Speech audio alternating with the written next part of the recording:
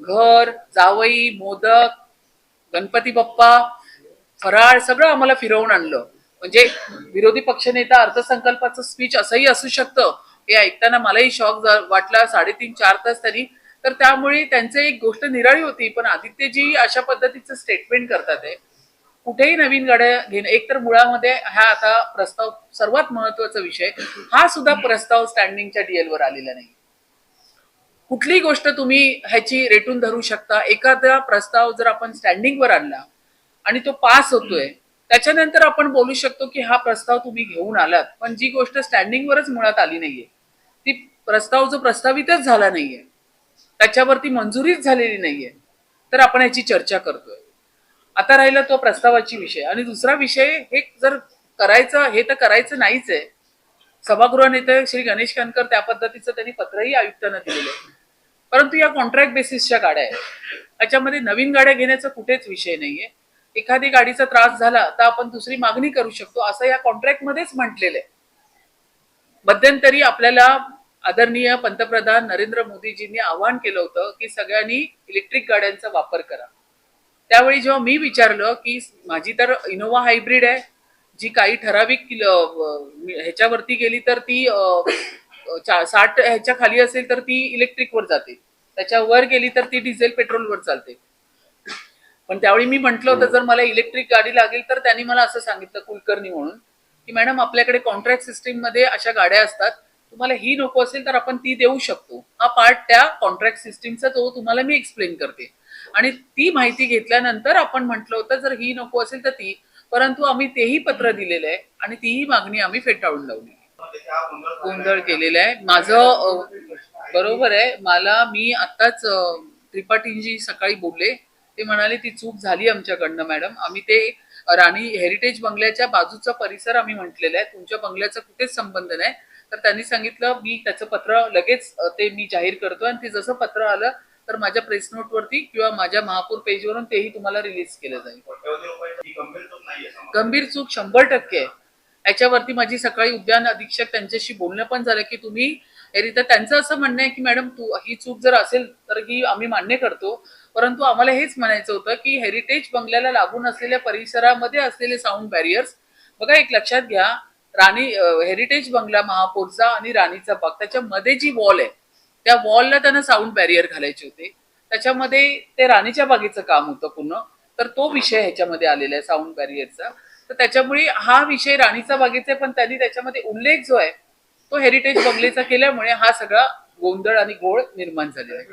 नाही, तो प्रशासनाचा विषय. त्यांनी त्या ठिकाणी ते का प्रस्थापित केलं ह्याचं उत्तर तुम्हाला त्रिपाठी सरच देऊ शकतो. नाही, आता हे आज सकाळपासून मी तुमचं बघते तर मी 100%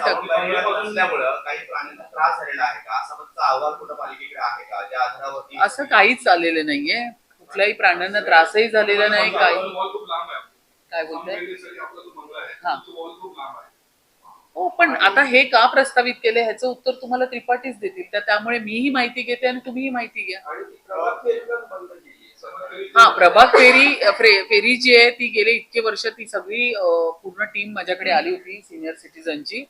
तर आता 3-3 वर्षानंतर आपल्याला त्याचं लायसन्स जे काय असतं, परमिशन, ती आपल्याला रिन्यू करावी लागते.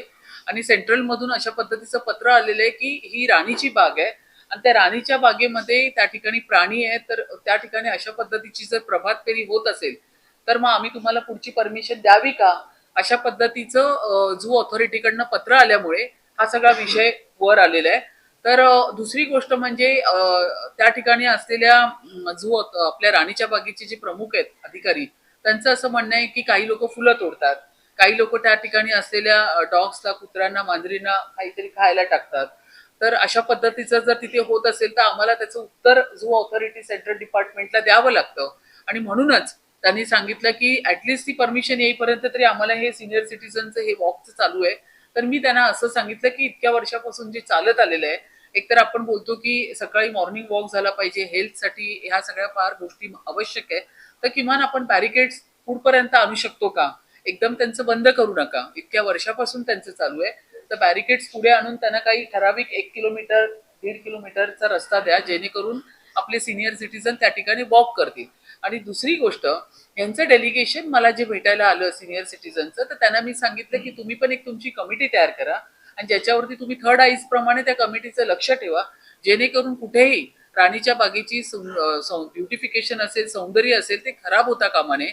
त्या ठिकाणी फुलं तोडणे असेल किंवा थुंकणे असेल किंवा कदाचित कोण वॉशरूमला डायबिटीस पेशंट वगैरे ते तिथे जात असतील किंवा डॉग्सला किंवा ॲनिमलला तिथे बिस्किट वगैरे टाकणं, हा प्रकार जर चालू असेल तर हा बंद झाला पाहिजे. याच्यासाठी तुम्ही त्याच्यावर एक कमिटी माहित नाहीये. त्यात उल्लेख जरी केला असेल तरी ह्याचं उत्तर तुम्हाला ते आता अधिकारीच देतील की पाण्याच्या टाक्या त्यासाठी कशाला हव्यात किंवा साऊंड बॅरियर्स. परंतु इथे मी पुन्हा एकदा सांगते की ह्या सगळ्या गोष्टींची महापौरांचा आणि महापौरांच्या बंगल्याचा कुठे संबंध नाही.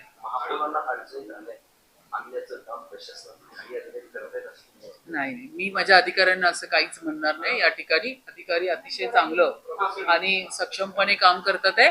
थोडस मला वाटतं ह्याच्यामध्ये name of location and work and ह्याच्यामध्ये त्यांनी अनावधाने घातलं असेल, जाणून बुजून. तर मला कुठे का वाटत का नाही, कारण मी याची सकाळपासून माहिती घेते. तर ते म्हणाले की आम्हाला असं वाटलंच नव्हतं मॅडम, आमचे झू अथॉरिटीचं काम आहे. मी तुम्हाला आता याच्या मागे डायरेक्टर झूची सही पण दाखवलेली आहे. तर हा विषय अचानक तुमच्यावर असा अटॅक होईल ह्याची काय आम्हाला कल्पना नव्हती. एवढंच आहे, तर आम्ही हे टेंडरच पूर्ण मागे घेतो असंही त्यांनी मला सांगितलं.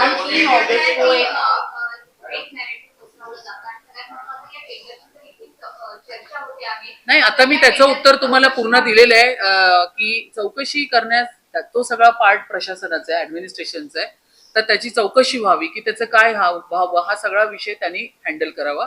मी माझं क्लेरिफिकेशन देते की कुठेही महापौरांचा आणि महापौरांच्या बंगल्याचा ह्या ठिकाणी संबंध नहीं. बोलो पेज नंबर 3 पे देखो, वापस मैं एक बार कहना चाहती हूँ कि अगर डायरेक्टर ऑफ जू की अगर सिग्नेचर है तो ये जो हेरिटेज प्रॉपर्टी और डायरेक्टर ऑफ जू, ये दोनों कनेक्शन नहीं हो सकता है.